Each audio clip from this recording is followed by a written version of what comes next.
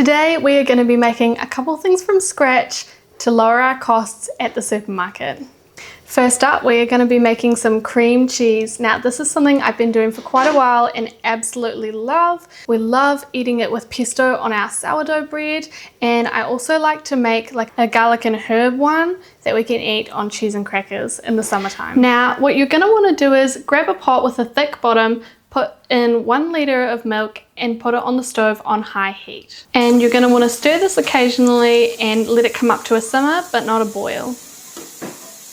So while we're waiting for that to heat up, we are going to make some sour cream. Now, I've never actually made this before, so let's see how this goes. So all we're going to do is take a cup of cream and pour it in our jar.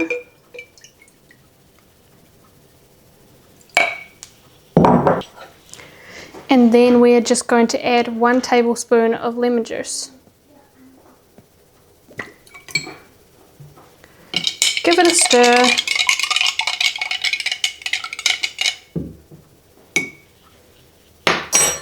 Lid on and then set it on the counter for 8 to 12 hours. The longer you leave it, the better it gets. I would absolutely love to have a milking cow, and although we don't have enough room at this property and it's not the quite right timing for us, we can definitely get prepared by starting to make things from scratch using milk and cream, so that when we do have our own milking cow, we know how to utilize all the milk and make it worth our while.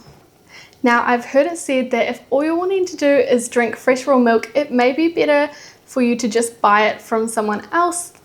But if you're planning on making all sorts of dairy products, then having a milk cow can be really worth your while. Once I see the milk is just about to start simmering, I turn the heat down from high to low. And once it's at a simmer, what you're going to want to do is add in 3 tablespoons of lemon juice. And what that's going to do is it's going to separate the milk, and so you'll get curds. And when that happens, you can take it off the heat and you'll want to strain the milk so that all the whey comes out, and what you're left with are the curds. We're just going to leave that to cool down for about 15 minutes.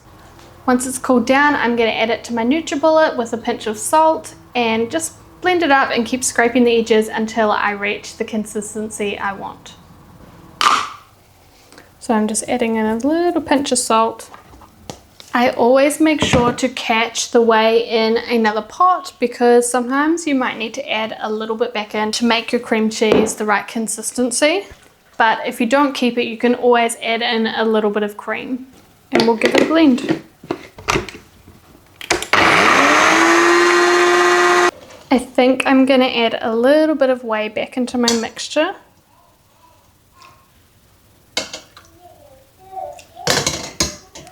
Just to see if that helps it to go smooth.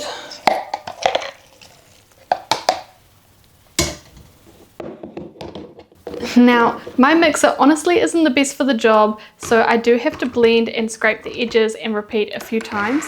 If you have a food processor, I think that would probably blend it up a lot easier. I find if I'm having trouble with it being a little bit grainy, I just add in a dash of cream, and that seems to help it smooth out. Once it's all done, I just chuck it in a jar in the fridge and can use it for up to a week.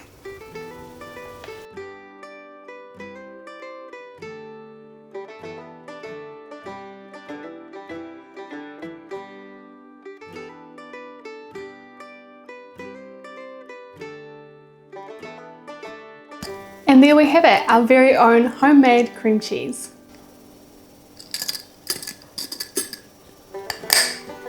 It's the next day and here is our sour cream.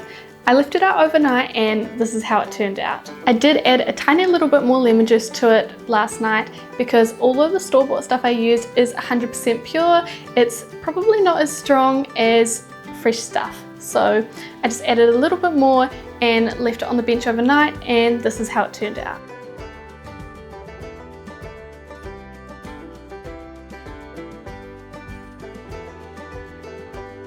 Obviously, being homemade, it's not going to be the exact same as store-bought stuff, but I think for a first try, we did pretty well.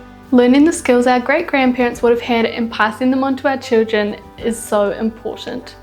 Knowledge is power, God bless, and if you like this video and want to know how we make our sourdough bread, click on this video here.